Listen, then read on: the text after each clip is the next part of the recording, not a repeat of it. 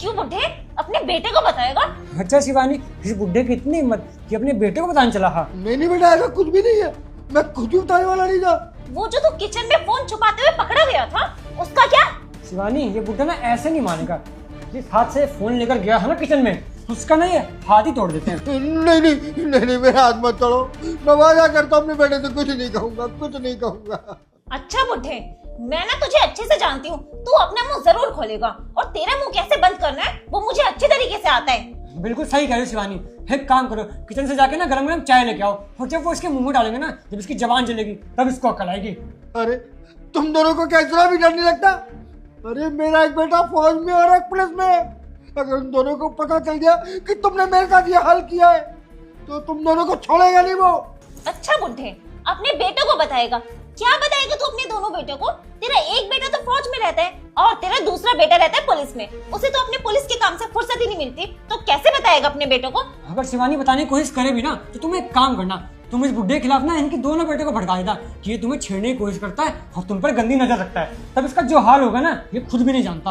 अगर मुझे पता होता कि तू शहर में आने के बाद ये रंग दिखाएगी तो मैं तुझे कभी भी शहर में नहीं आने देता अपने बेटे के साथ। मैं अब सब समझ चुका हूँ कि तू शहर में क्यों आना चाहती थी, क्यों मेरे बेटे की जिद कर रही थी शहर में आने के लिए।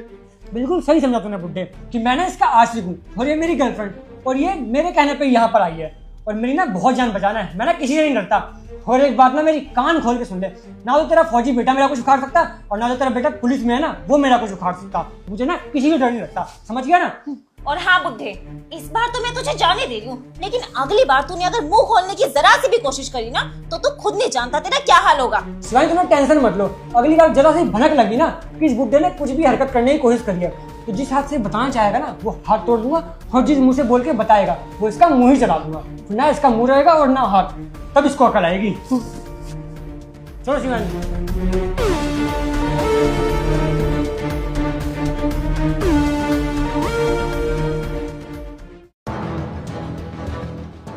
रामू, क्या हुआ साहब, आप परेशान लग रहे हैं? तू तो जानता ही है मेरी बहू और उसका आशिक मुझ पर कितना अत्याचार करते हैं। बस तू ये जो मेरी थोड़ी सी मदद कर सकता है, तू ही बता कि मेरे बेटे को कैसे पता चले कि मेरी बहू और उसका आशिक मुझ पर कितना अत्याचार कर रहे हैं। मालिक आप ही बताइए ना, मैं आपके लिए क्या करूं? आप जो बोलेंगे मैं करूंगा। देख रामू, कहीं से ना तू एक फोन का इंतजाम कर दे जिससे मैं अपने बेटे को बता सकूं कि मैं कितने बुरे हाल में हूँ, मुझ पर कितने अत्याचार हो रहे हैं। बेटा थोड़ी सी मदद कर दे मेरी। मालिक एक फोन तो है मेरे पास, मैं छुपा के रखा हूँ, पर इस डर इस बात का है मालकिन और उसका आशिक हमें पकड़ ना ले। देख रामू, तू घबरा मत, बिल्कुल टेंशन मत ले। फोन दे दे मुझे, बस एक बार मैं अपने बेटे को बता दूं कि मेरी बहू और उसका आशिक मेरे ऊपर कितना अत्याचार कर रहे हैं, फिर देखना तू, हमें कोई डर नहीं होगा, वो हमारा कुछ नहीं बिगाड़ पाएंगे। ठीक है मालिक, चलिए मेरे साथ।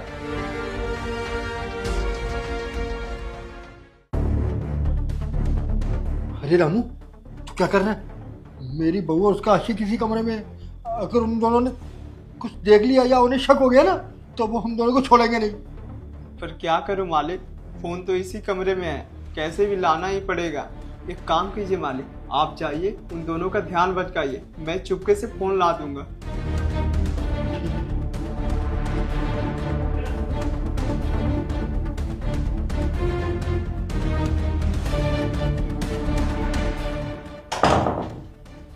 कमरे में तो बहुत अंधेरा है, फोन कहाँ है? फोन यहाँ है बुड्ढे। वाह रामू, तुमने तो कमाल कर दिया, अपनी पूरी वफादारी निभाई है। ये ले अपनी टिप।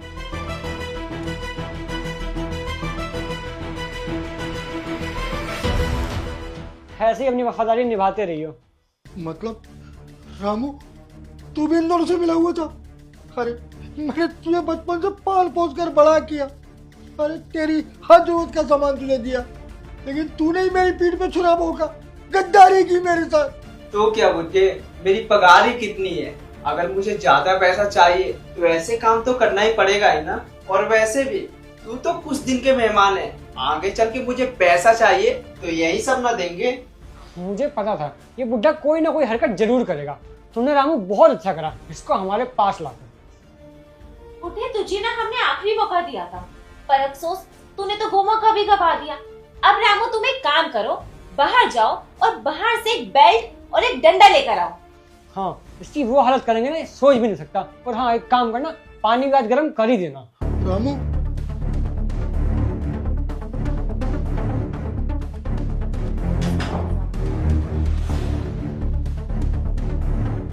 क्या हो बुड्ढे, डर रहा है? तेरा डर तो बेटा मैं निकालूंगा। यार शिवानी, रामू भी ना कभी कभी बहुत दिमाग खराब करता है। इन्हें टाइम लगता है क्या बैट और डंडा लाने में? रुको मैं ही देख के आता हूँ।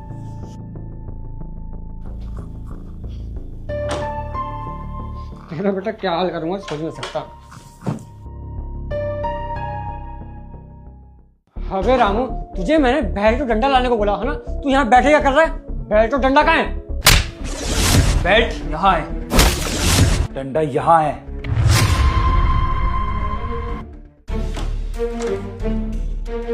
अरे यार, अब ये तुम डंडा बेल्ट लेकर किसका इंतजार कर रहे हो? तुम्हारा। पापा जी बाहर आ जाओ।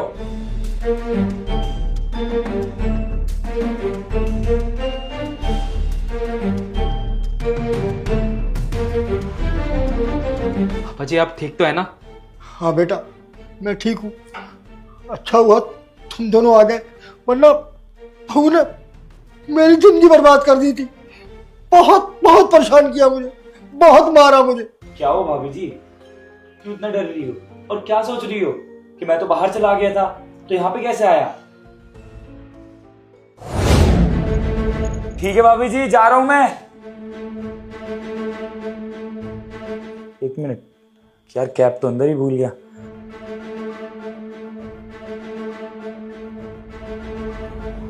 लग रहा है देवर जी तो चले गए। सुनो आयुष, देवर जी ना जा चुके हैं थाने। तुम एक काम करो, जल्दी से ना ऊपर आ जाओ।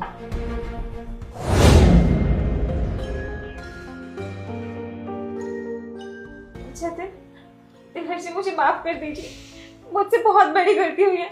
मैंने पापा जी के साथ बहुत बुरा किया है, उन्हें मैंने बहुत सताया, पर मैं हम दोनों से वादा करती हूँ आज के बाद मैं इनको अपने पापा जी की तरह मानूंगी और इनकी सेवा करूंगी। इनकी हर छोटी बड़ी, इनकी दवाइयों का, इनके खाने पीने का, इनकी सब जरूरतों का ख्याल रखूंगी। पर प्लीज आप दोनों मुझे एक मौका दे दीजिए, आज के बाद ये गलती कभी भी नहीं होगी। और जतिन, मैं इस लड़की से भी ना अपने सारे रिश्ते नाते खत्म कर दूंगी, इससे कभी नहीं मिलूंगी, इससे सारा कांटेक्ट खत्म कर लूंगी।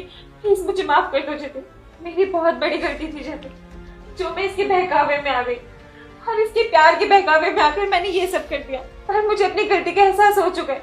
आज के बाद ना ऐसी गलती बिल्कुल भी नहीं होगी। मैं सब कुछ ना अच्छे से करूंगी घर में और मैं अच्छे से रहूंगी। प्लीज मुझे माफ कर दो आप दोनों, प्लीज। बस करो शिवानी, तुम ये मगरमच्छ के आंसू बहाना ना बंद कर दो।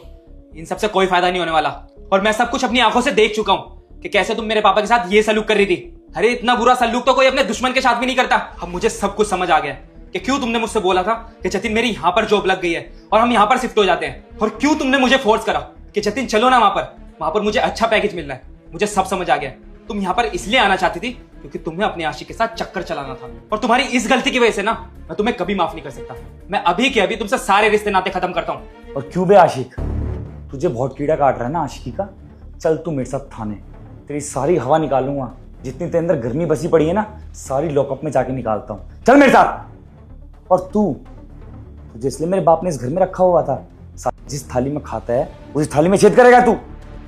तेरे खाने पीने से लेके पढ़ाई तक के सारे खर्चे मेरे बाप ने उठाए, और आखिर में तूने क्या किया? हमारे परिवार वालों के साथ ही गद्दारी करी। ये तो छोड़ूंगा नहीं, बल्कि तुम दोनों को नहीं छोड़ूंगा। भैया इन दोनों से तो मैं निपट लूंगा। आप भाभी को देखो क्या करना है। चलो दोनों।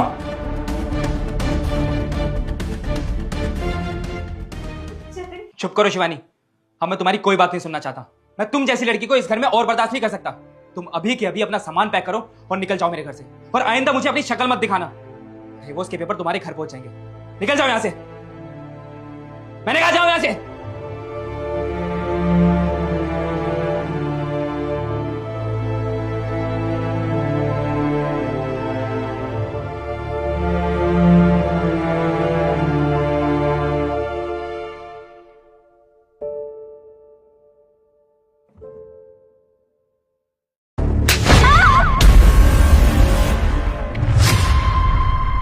प्यारी बहू, जब तक मैं कपड़े न डाल लूं ना, ये बाल्टी नीचे मत रख दियो, नहीं तो तेरा ना बहुत बुरा हाल करूंगी मैं।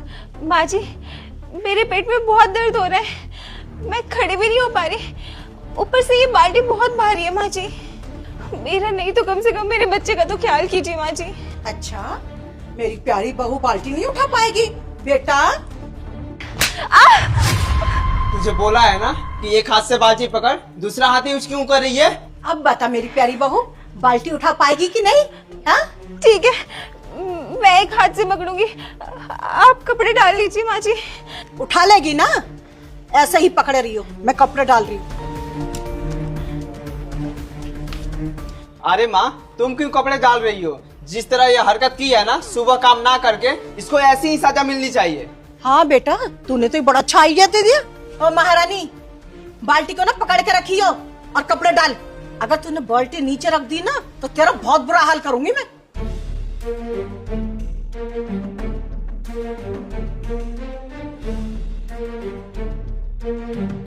काम कर ले, ड्रामा मत कर।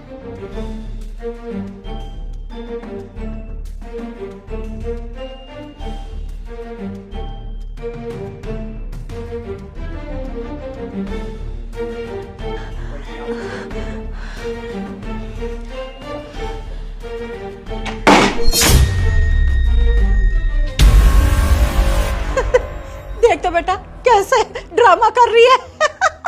अरे छोड़ो ना माँ, हम इसके चक्कर में क्यों धूप में खड़े हैं? चलो ना नीचे चलते हैं। और हाँ, जब तक हम खाना खा के वापस आए ना, सारे कपड़े सुखा दियो।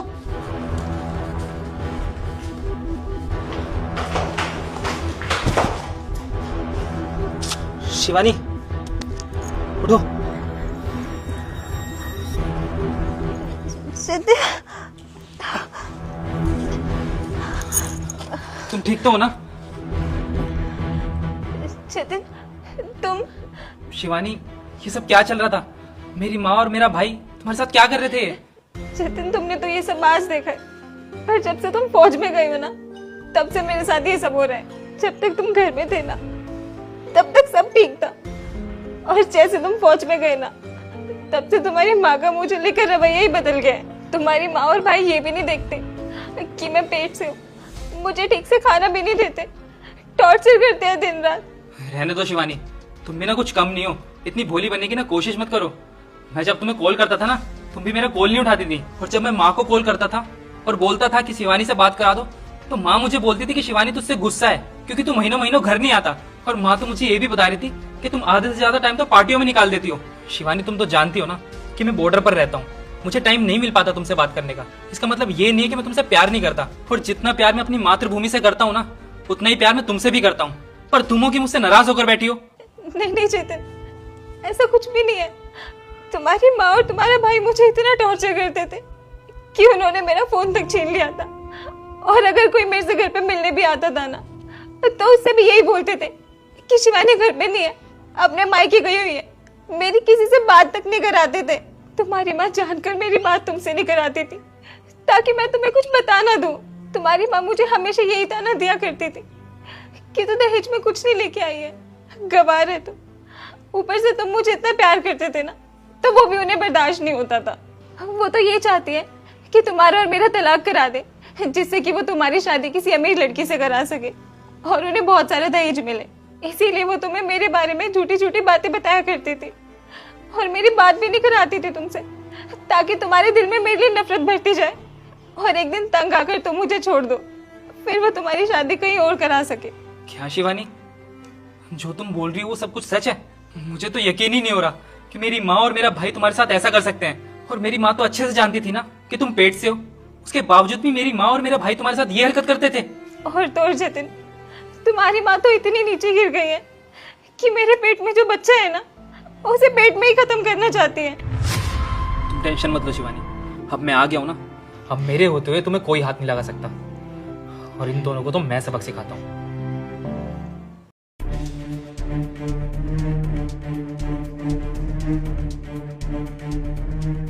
अरे माँ, ये अभी भी ऐसे ही बैठी है। क्यों रे, तूने कपड़े क्यों नहीं सुखाया अभी तक? माँ जी, आप जितना मुझ पे अत्याचार करते हो ना, देखना एक दिन आपकी सारी सच्चाई ना आपके बेटे के सामने जरूर आएगी, और आपको क्या लगता है माँ जी, अगर आप मुझे किसी से मिलने नहीं दोगे, बात नहीं करने दोगे, तो क्या मुझे कोई बचाने नहीं आएगा? धमकी दे रही है हमें। कौन आएगा तुझे बचाने? बता ना, कौन आएगा? मैं आऊंगा।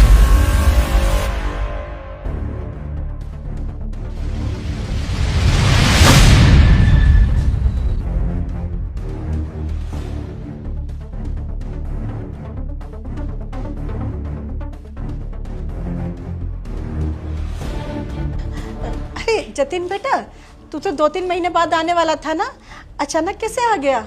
माँ, ये ना मेरा घर है, मेरा जब मन करेगा मैं इस घर में आऊंगा। आप लोगों को ना इससे कोई फर्क नहीं पड़ना चाहिए। अरे बेटा, तू इतने गुस्से में क्यों बात कर रहा है? क्या हो गया?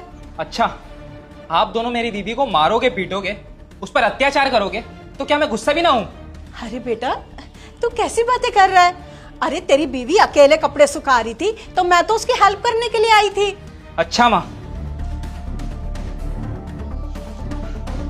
ऐसे हेल्प की जाती है? तो महारानी, बाल्टी को ना पकड़ के रखियो और कपड़े डाल।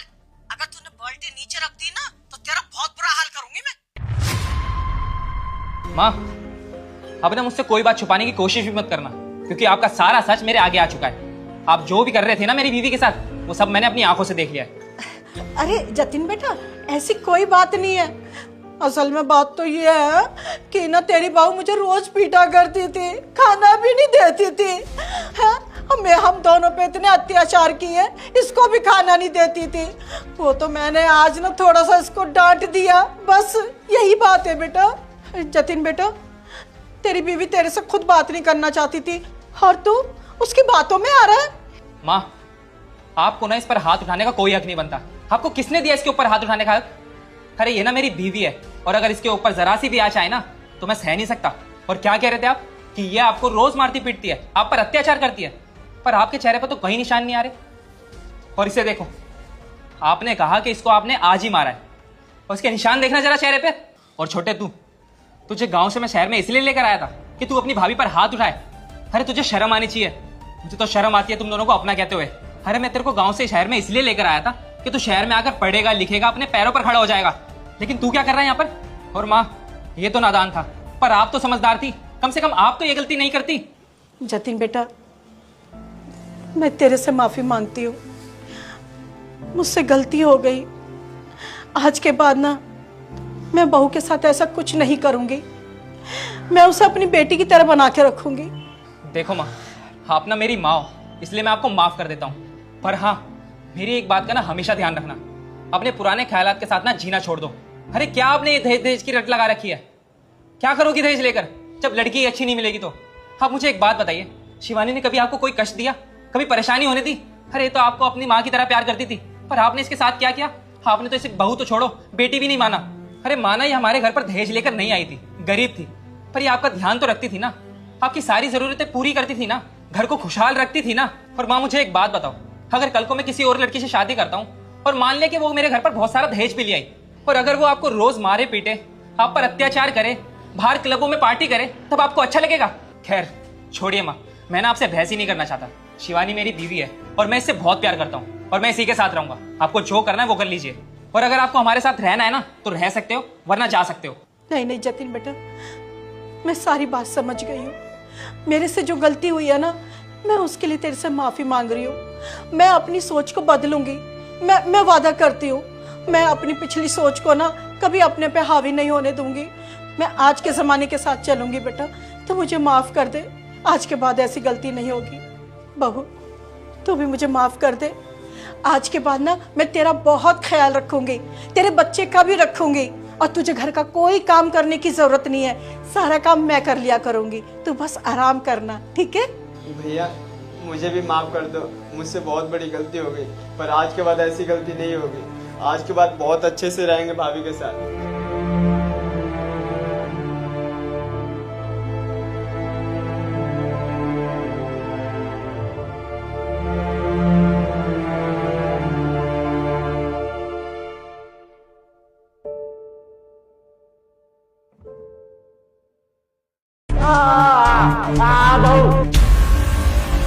बहू मेरे पैर जल रहे हैं, छोड़ दे मुझे।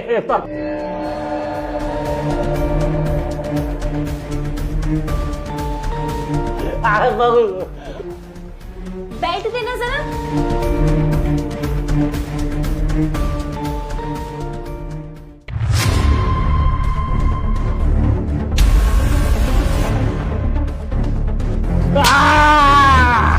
बहू। क्यों बुड्ढे, अपने बेटे को बताएगा? क्या बताएगा? बोल बोलना बुड्ढे, क्या बताएगा अपने बेटे को? कि मैं तुझे टॉर्चर करती हूँ। बहू। पर अफसोस, जिन पैरों से तू अपने बेटे को बताने जाता ना, वो पैर तो तेरे अब रहेंगे ही नहीं।